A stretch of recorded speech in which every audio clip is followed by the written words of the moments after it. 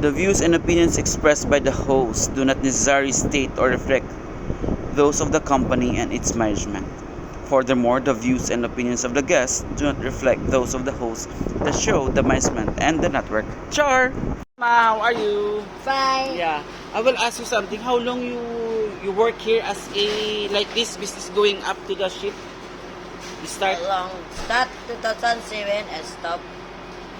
Stop 1 year and then I balik to working again. working again, Yeah. and then you as a Until businesswoman, come to 2015. you start I businesswoman can- like yeah, this restaurant understand. with the ship. Ah, good Yeah. Good Until business, good business, good business. Sometimes it's normal. Normal. Sometimes good, sometimes no good like that. Why? Because other ship don't buy. Yeah. Oh. Some like a kuriput. Kuriput.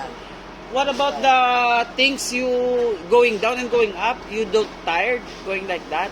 I ate, but how can we do? Because You it's you like call a job. you have a people to carry these things? Yeah. Oh. If we stop, if we stay home, no money come. That's why for my job is like a make business. How many you have daughters, son, children? One. One children? You see Girl my or son? boy? Boy. Boy. Maybe you Eh, like may my see, son. may look. Maybe you see my son. My son Pinoy. May son. But your husband is also Thai. No. I'm single mom. But the father is Thai. No, Pinoy. Ah, Pinoy. May look. Pinoy. Agoy, Pinoy. Ah, you get pregnant by the seaman. Ah, yeah, he's like, you see guys, that's the son of If you Mama. see his father, you tell her. He go to Philippines already, No. not yet. No.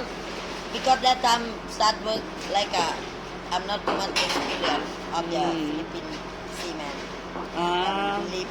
ah. I'm cast. But you know, until now you know his father. No, I know until now. No. Until now, no. But you don't but communication. never yeah. No more communication. Never contact.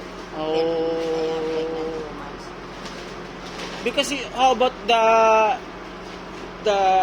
Only me take care alone. take care? Oh. See, kawawa. Wawa.